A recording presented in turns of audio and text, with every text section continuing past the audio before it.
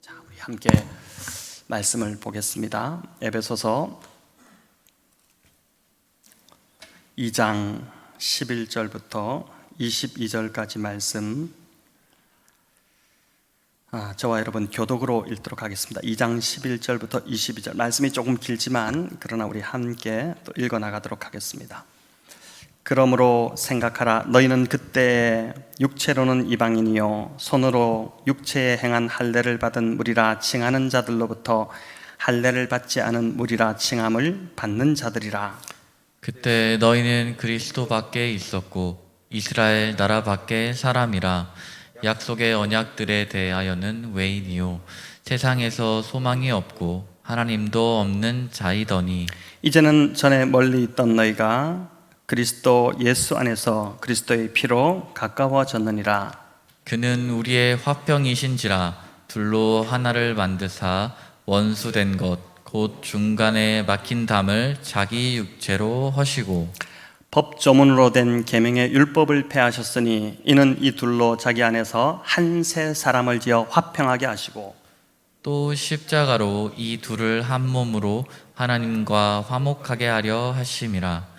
원수된 것을 십자가로 소멸하시고 또 오셔서 먼데 있는 너희에게 평안을 전하시고 가까운 데 있는 자들에게 평안을 전하셨으니 이는 그로 말미암아 우리 둘이 한 성령 안에서 아버지께 나아감을 얻게 하려 하심이라. 그러므로 이제부터 너희는 외인도 아니요 나그네도 아니요 오직 성도들과 동일한 시민이요 하나님의 권속이라. 너희는 사도들과 선지자들의 터 위에 세우심을 입은 자라. 그리스도 예수께서 친히 모퉁이 돌이 되셨느니라. 그의 안에서 건물마다 서로 연결하여 주 안에서 성전이 되어가고 너희도 성령 안에서 하나님이 거하실 처소가 되기 위하여 그리스도 예수 안에서 함께 지어져 가느니라. 아멘. 네, 오늘 읽은 본문으로 함께 지어져 가는 교회라는 제목으로 본문을 좀 묵상해 보고자 합니다.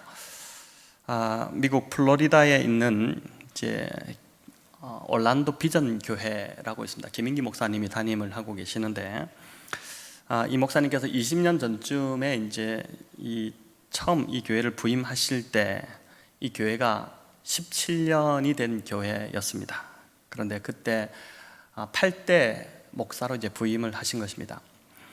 17년 동안 목사가 이제 8번 바뀌었다는 것은 이제 2년에 한 번꼴로 목사가 이제 부임을 했다는 것이죠. 당시 이 목사님이 부목사에서 담임으로 가기 위해 몇 군데 청빙을 받아 놓고 있는 상태였는데 플로리다에 있는 이 교회가 가장 열악한 교회였다고 합니다. 그래서 이제 가장 열악했기 때문에 또 가장 가능성이 있겠다 싶어서 선택을 했습니다. 그런데 막상 부임을 하고 나니까 정말 만만치 않은 그런 교회였습니다. 예배 마치고 나면 남자들은 이제 골프장으로 몰려가고 여자들은 쇼핑몰로 가는 것이 매주일의 이제 풍경이었다고 합니다. 저녁에는 모여서 이제 맥주 마시면서 그날 설교에 대해서 주로 평가를 했습니다. 그러니 무슨 은혜가 되었겠습니까? 신방을 가보면 목사님, 우리 교회는 사람들이 다 좋은데 그 집사만큼은 조심하세요, 이렇게 말하고, 또 다른 집에 가보면 그렇게 말한 집사를 조심하라고 하는 그런 분위기였습니다. 그러니까 교회가 서로 헐뜯고 비방하는 것이 배어 있는 그런 교회였던 것이죠. 한 번은 이 목사님이 이제 동네에 있는 한인마트를 가셨는데 부임한 지 얼마 안 되었기 때문에 마트 주인이 이 목사님을 알아보지 못한 것입니다. 그래서 목사님이 이 마트 사장님에게 이제 이렇게 물었다고 합니다. 제가 이 동네 이사 온 지 얼마 안 되었는데 교회를 정하려고 하는데 어디가 좋을지 좀 추천해 주세요, 이렇게 이제 했더니 마트 사장님이 교회는 나가지 않으시는데 한인 사회가 워낙 소문이 빠르다 보니까 아주 자세하게 이 교회는 이런 장점이 있고 저 교회는 저런 좋은 점이 있다, 이렇게 말씀하시다가 그런데 한 교회는 절대 가지 말라고 하시더랍니다. 그 교회는 문제가 많고 늘 싸우고 갈라지고 그런 교회니까 가지 말라고 한 것입니다. 그 교회가 다름 아닌 이 목사님이 담임 목사로 부임했던 그 교회였던 것이죠. 이 목사님이 이 말을 듣고 이제 곰곰이 생각하다가 교회 간판을 잘라버렸습니다. 올란도 비전 교회라는 간판에서 올란도 비전만 남겨놓고 교회라는 부분을 이제 잘라버린 것입니다. 주일에 성도들이 교회에 들어오다가 간판이 잘려진 것을 보고 교회가 발칵 뒤집혔습니다. 그날 이 목사님이 설교를 시작하시면서 마트 주인에게 들었던 그 이야기를 시작하셨는데, 교회의 부르심은 망각한 채 비본질적인 것만 가지고 다투고 싸운다면 더 이상 교회가 아니기 때문에 성도들이 모이는 그 목적에 맞게끔 이름을 바꾸는 게 낫겠다는 그 내용이었습니다. 주로 모여서 골프 치고 쇼핑몰 가고 친교를 많이 하니까 차라리 교회라는 이름을 떼고 내가 잘랐으니까 올란도 비전 클럽 이렇게 하는 게 낫겠다는 그런 취지였던 것이죠. 20년이 지난 지금 이 교회가 어떤 평을 들을까요? 제대로 신앙생활을 하려면 그 교회 나가라, 고생은 좀 될 텐데 그 교인들 다 행복하다고 한다, 이런 평을 이제 듣는다고 합니다. 성질 충만했던 성도들이 성령 충만한 성도들로 변화가 일어났습니다. 회의를 좋아하던 성도들이 기도를 좋아하는 자들로 바뀌었고, 종교화된 이 직분이 굉장히 딱딱하게 종교화되었는데 오히려 이 직분이 영혼을 섬기는 목양적 그러한 직분으로 바뀌었습니다. 너무 권위적이고 딱딱해서 다가가기 힘들었던 장로님들, 그분들이 따뜻한 분들로 이제 변화되는 일들이 이제 일어난 것입니다. 우리는 생각보다 참 무지합니다.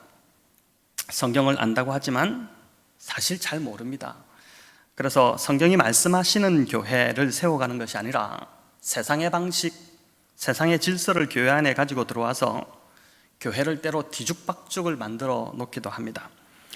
주님이 꿈꾸시는 교회가 아니라 목사가 꿈꾸고 또 중직자가 하고 싶은 그런 교회를 세우려고 하는 것입니다. 그래서 교회가 찢어지고 상처받고 몸살을 앓는 것이죠.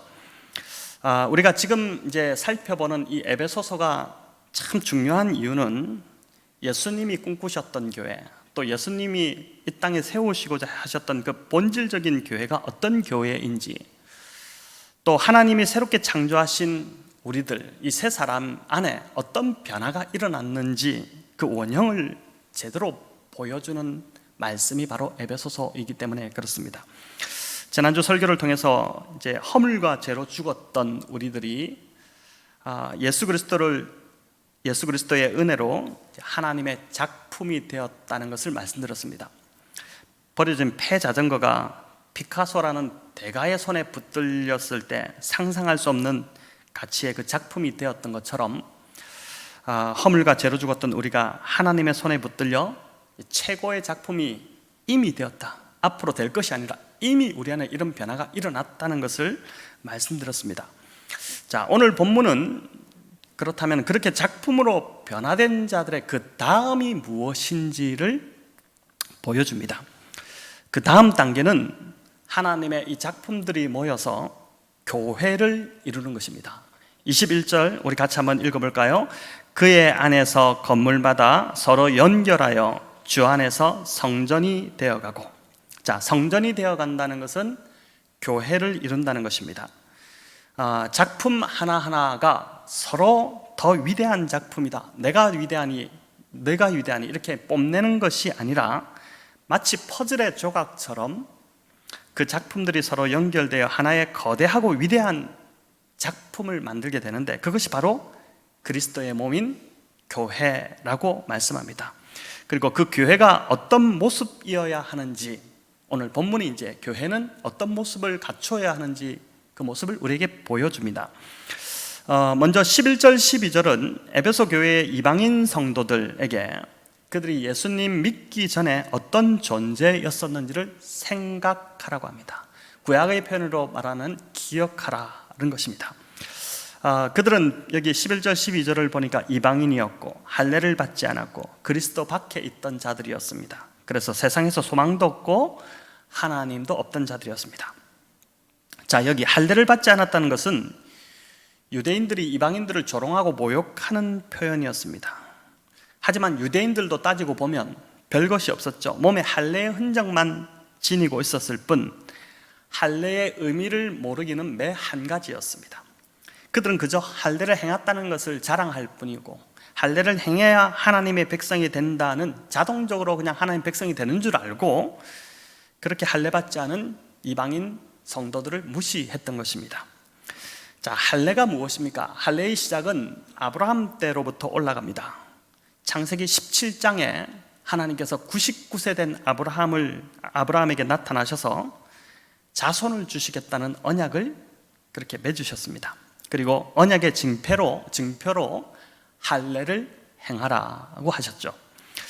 남성의 포피의 일부를 베어내는 이 의식이 왜 그토록 중요하고 그것이 의미하는 바가 무엇일까요?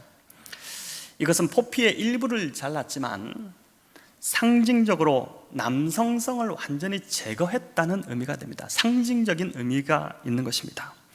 그렇기 때문에 너는 할례를 행했기 때문에 이제부터 너의 힘으로, 인간의 능력으로 자손을 볼 수 없는 존재라는 것입니다. 지금까지 너의 힘으로 살았을지 몰라도 이제부터는 하나님의, 오직 그분의 은혜로만이 살아야 하는 백성이 되었다.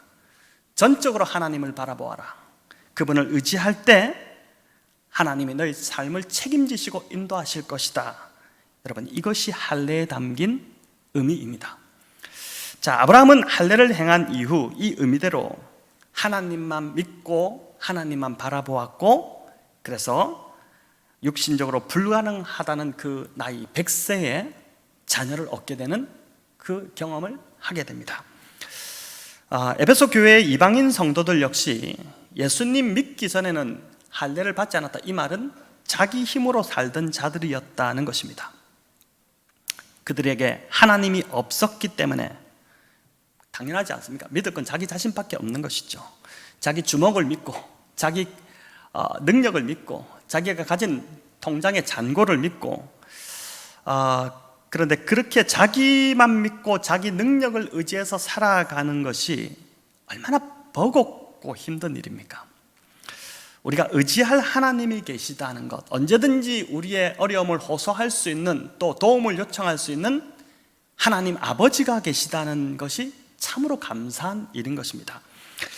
히즈윌의 대표곡이 광야를 지나며 라는 참 좋은 곡이 있는데, 여러분 한번 예배 마치고 오늘 이 곡을 쭉 들어보셔도 좋을 것 같은데, 참 좋은 곡입니다. 근데 이 곡을 쓰신 장진숙 작곡가라는 분이 계신데, 이분의 삶이 가사에 있는 그대로 세상 어디에도 기댈 곳 없는 그 광야 같던 삶을 살았던 분입니다. 오직 주님만이 나의 도움이 되신다, 이제 그런 가사가 있는데, 그 가사대로 주님만이 도움이 아니면 살아남을 수 없는 그 광야를 그가 보내었기 때문에 참 이런 아주 아름다운 곡이 나오게 되었는데, 중3 때 아버지가 암에 이제 걸리셔서 3년을 투병하시다가 대학교 1학년 때 이제 돌아가셨습니다. 어머니가 경제력이 있는 분이 아니었습니다. 오빠도 어린 나이였고, 그래서 딸에게 네가 20살이 되면 돈을 줄 수 없으니 알아서 살아야 한다, 이제 이 말씀을 계속 하셨던 것입니다. 20살이 되어서 정작 이분이 할 수 있는 아르바이트가 참 만만치 않았다고 합니다. 엄마 걱정에 엄마에게 손을 버릴 수도 없었고, 그래서 매일 이제 하는 일이 차비 계산, 밥값 계산, 이거 하면서 하루하루 살아가는데 그렇게 버거웠습니다. 그때는 누가 밥 사준다는 말이 가장 고마웠다고 합니다. 그날도 해질녘에 차비 계산을 하고 있는데, 때로는 이제 차비가 없어서 걸어가기도 하고 이렇게 했는데, 그 삶이 너무 고달픈 것입니다. 서서 이제 길가에서 하나님 앞에 자연스럽게 푸념같이 원망같이 기도가 나오는데, 하나님, 제가 하나님 제대로 믿지 않았지만 하나님 저의 보호자이시라고 들었습니다. 정말 나 차비랑 밥값이랑 해서 20만 원 필요한데 그거 주시면 하나님이 내 보호자라는 걸 인정할게요. 이렇게 기도를 한 것입니다. 믿음이 거의 없을 때였습니다, 이분이. 그런데 그 기도가 끝나자 바로 이제 이분이 음대를 다니는데 노래 지도해달라는 레슨이 들어온 것입니다. 근데 정확하게 20만 원을 주는 레슨이었던 것이죠. 그런데 믿음이 없다 보니 그렇게 응답받고도 믿어지지 않고 그냥 우연히 일어난 일이겠거니 또는 하나님이 그냥 한번 내기도 응답하셨나 보다 이 정도로 생각하고 있어버린 것입니다. 여전히 돈이 없었고 삶은 궁핍했고 버거웠고 또 레슨비 40만 원이 없어서 벼룩시장에 그 벼룩신문에 학원 강사 구직 그 광고를 계속 동그라미를 쳐가면서 한 달을 연락해서 가서 면접 보고 이렇게 해도 한 달 내도록 다 거절을 당한 것입니다. 이제 완전히 가슴이 다 너덜너덜해진 그 상황에서 이분이 이제 그 상태로 있는데 하나님께서 주시는 음성이 너 그때 20만 원 받았을 때 그 방법 잊었느냐? 왜 나한테 구하지 않고 또 너 힘으로 그렇게 아둥바둥 하느냐? 이렇게 말씀하시더랍니다. 그날 기도했는데 정말 기도가 떨어지기 무섭게 그렇게 한 달간 구해도 구해지지 않던 그 아르바이트 자리가 레슨 자리가 구해졌는데 정확하게 40만 원을 주는 레슨이었던 것이죠. 이분이 이날 돈이 채워진 기쁨보다도 그 안에 응어져 있던 그 열등감이 해결되는 일이 일어났습니다. 그동안 아버지의 부재가 주는 상처, 하나님을 원망하지 않았겠습니까? 삶을 내가 스스로 감당해야 된다는 그 무게 때문에 너무 힘들었는데 그래서 부모님이 도와주시는 애들, 그 애들이 제일 부러웠는데 그냥 학교 다니는 애들, 그 애들이 제일 부러웠는데 돈은 부모님이 주시는 게 아니라 하나님 아버지가 주시는구나 이걸 깨닫고 나니까 이제 나에게도 하나님 아버지가 있구나, 진짜 육신의 아버지보다 더 좋은, 더 능력 있는 진짜 아버지가 생겼구나 이걸 깨닫는데 그 안에 있던 열등감이 다 사라져 버렸다는 것입니다. 여러분 오늘 본문 13절에 보니까 이제는 전에 멀리 있던 너희가 그리스도 예수 안에서 그리스도의 피로 가까워졌느니라 이렇게 말씀합니다. 구약에서 할례의 피를 흘려야만 하나님의 백성 공동체인 유대교에 들어올 수 있었던 것처럼 그리스도의 피 흘림으로 인해 어떻게 해요? 우리가 신약의 하나님의 백성이 된 것입니다. 성도 여러분, 십자가에서 우리는 두 가지 이미지를 동시에 볼 수 있어야 합니다. 하나는 내가 큰 죄인이라는 것입니다. 십자가라는 큰 형벌을 받을 정도로 내가 죽을 수밖에 없는 죄인이라는 것입니다. 동시에 나 자신이 이 십자가라는 엄청난 형벌의 값을 지불하고 구원할 정도의 그 정도로 소중한 존재라는 것입니다. 내가 이렇게 하나님께 사랑받는 존재라는 것이 깨달아지면 그때부터 삶이 달라집니다. 이 장진숙 작곡가 이분이 열등감에서 벗어난 것도 바로 이 사랑 때문이었습니다. 이 사랑을 경험하면 알 수 없는 당당함이 생깁니다. 사람을 대할 때도 부자연스럽지 않고 아주 자연스러워지며 평안해집니다. 그리고 더욱 하나님 의지하고 싶어지는 자로 바뀌어지는 것입니다. 자, 이어 14절부터 18절까지는 이렇게 변화된 자들의 특징이 열거되는데 14절부터 15절 우리 같이 한번 읽어보겠습니다. 그는 우리의 화평이신지라 둘로 하나를 만드사 원수된 것 곧 중간에 막힌 담을 자기 육체로 허시고 법 조문으로 된 계명의 율법을 폐하셨으니 이는 이 둘로 자기 안에서 한 새 사람을 지어 화평하게 하시고. 자, 하나님과 관계가 회복되니 사람과의 관계 안에서도 화평이 일어났습니다. 이 14절 15절은 설명이 좀 필요한데 여기 둘로 하나를 만드사라고 할 때 이 둘은 유대인과 이방인을 말합니다. 당시 이 에베소 교회 안에 유대인 그리스도인들도 들어와 있었고 이방인 그리스도인들도 들어와 있었는데 이 둘 관계는 물과 기름처럼 섞이지 않는 그전에는 그런 관계였죠. 이들 사이에 바울이 이야기하듯이 중간에 막힌 담이 있었다고 합니다. 그런데 여기 보니까 원수된 것 곧 막힌 담이라고 합니다. 그러니까 막힌 담은 곧 원수된 것인데 이 원수되었다는 것은 서로 간에 적대감, 적개심이 있었다는 것입니다.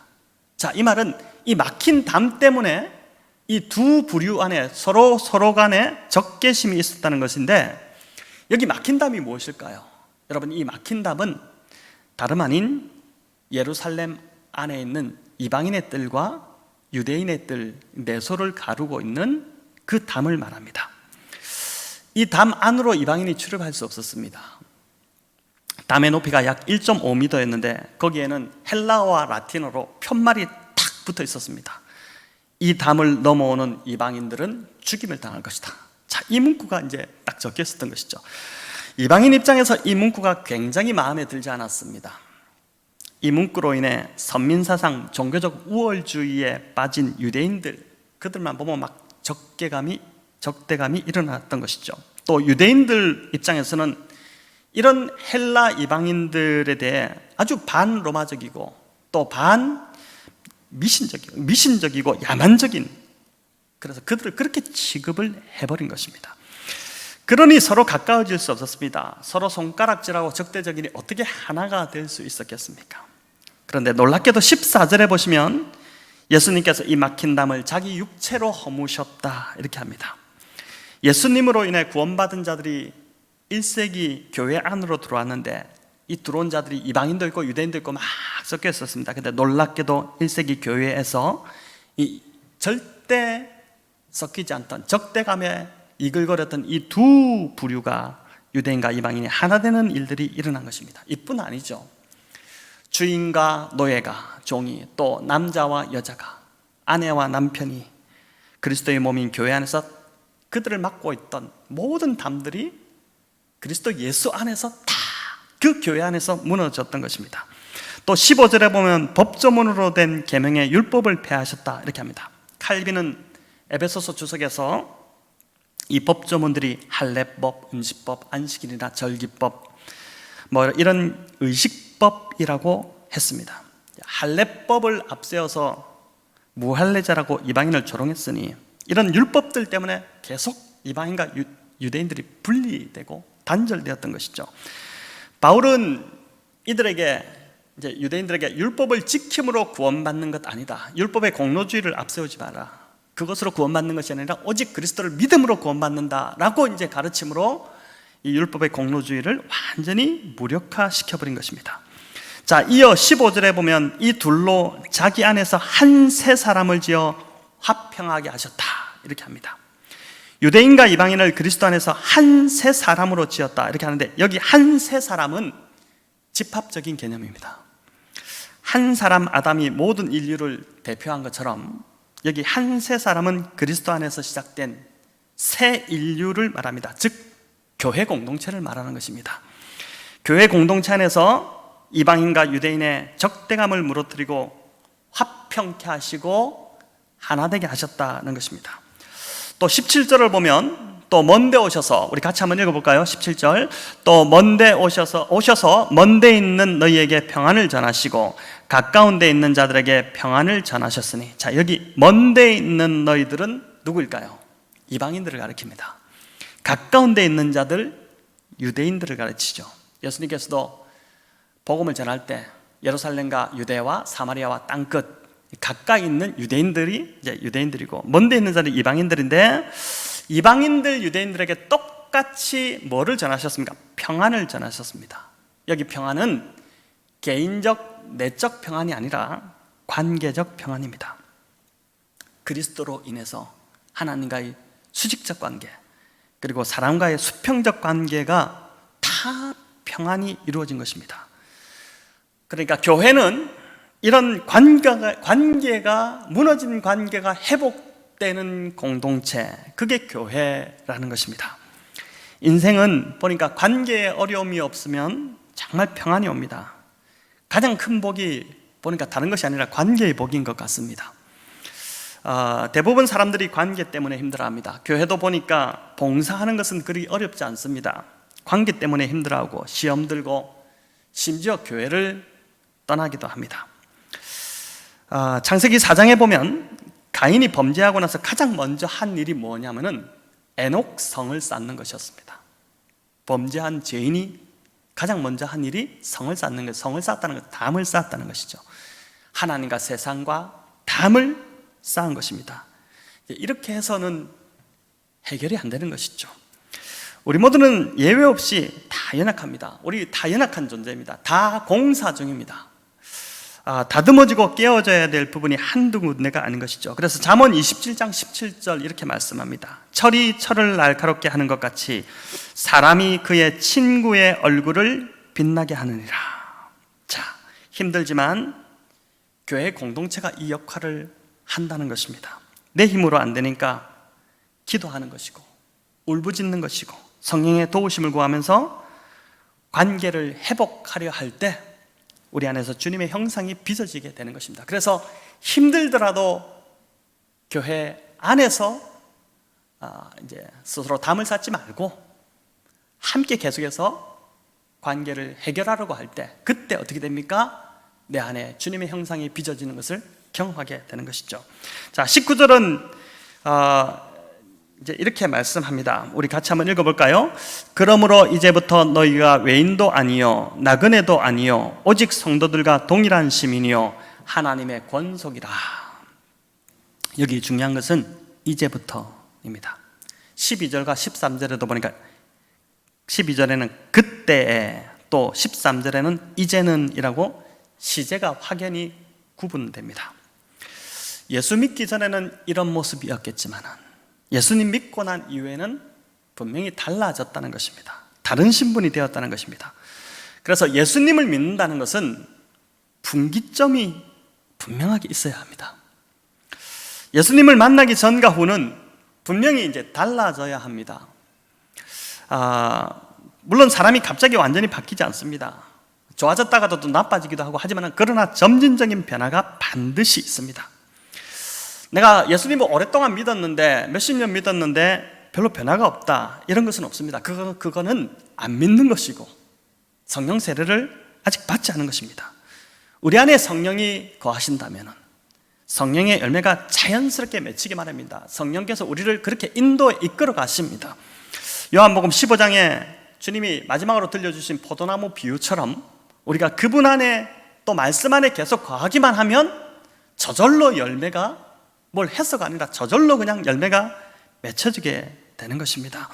여러분, 이제 20절, 20절에서 22절은 오늘 제목대로 함께 지어져가는 교회의 특징을 보여줍니다. 먼저 교회는 여기 보니까 사도들과 선지자들의 터 위에 세우심을 입었다 합니다. 우리 20절 같이 읽어보겠습니다. 너희는 사도들과 선지자들의 터 위에 세우심을 입은 자라. 그리스도 예수께서 친히 모퉁이 돌이 되셨느니라. 여기 사도들과 선지자들의 터 위에라는 말은 사도들과 선지자들이 전해준 그 말씀, 하나님의 말씀의 터 위에 교회가 세워졌다는 것입니다. 교회가 다른 어떤 터 위에 세워진 것이 아니라 하나님의 말씀의 터 위에 세워진 것입니다.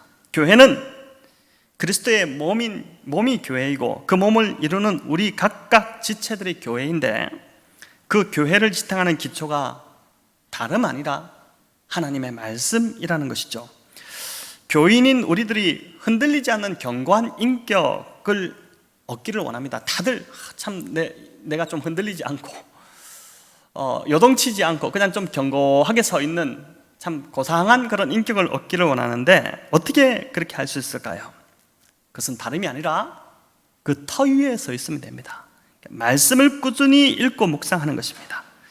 하나님의 말씀이 우리의 삶의 기초가 되도록 하는 것입니다. 그렇게 할 때 시편 1편 기자가 말씀하는 것처럼 주야로 말씀을 묵상하는 자에게 임하는 복, 저는 시냇가에 심은 나무가 시절을 쫓아 과실을 맺은 같이 그 잎사귀가 마르지 아니하며 그가 하는 모든 일이 어떻게 해요? 다 형통할 것이라고 하는 것이죠. 그래서 우리가 말씀 묵상과 말씀 읽기, 이거를 우리 평생의 영적 습관으로 가져가야 하는 것입니다.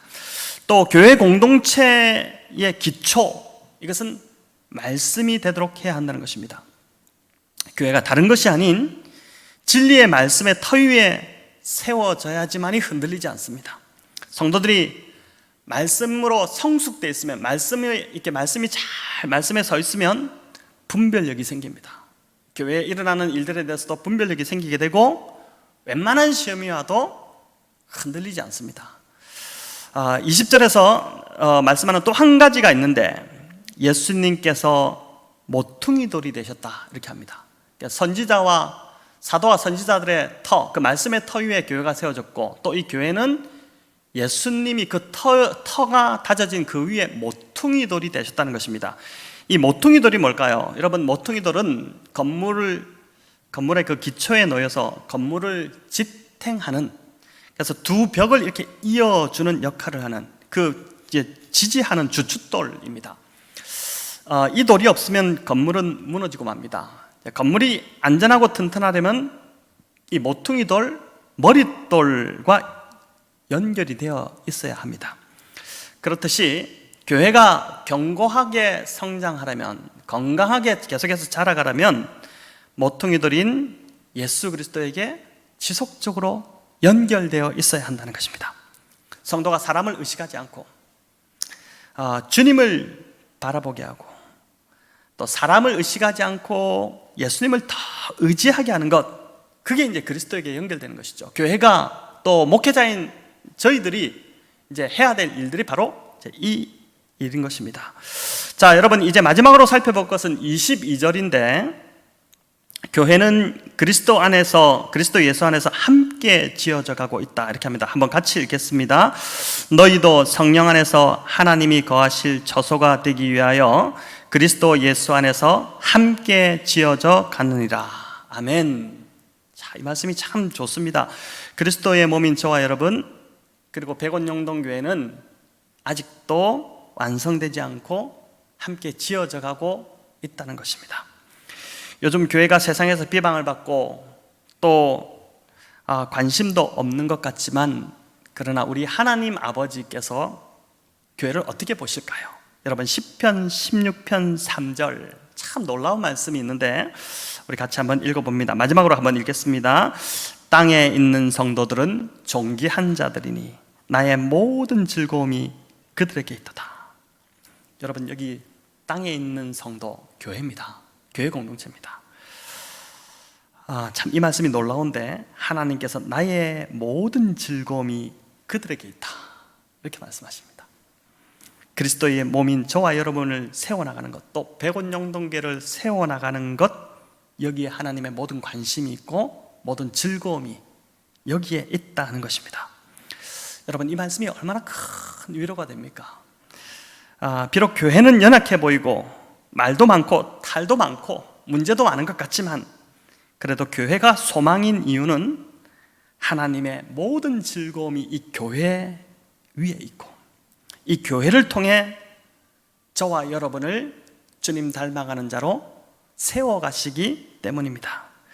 하나님 닮아서, 하나님이 이렇게 교회에 모든 즐거움이 있다면 우리 하나님 닮아서 우리의 모든 즐거움이 또한 교회를 세워나가시는, 즉 우리 자신을 또 성도 서로를 세워나가는 이 일에 있기를 우리 주님의 이름으로 축원합니다.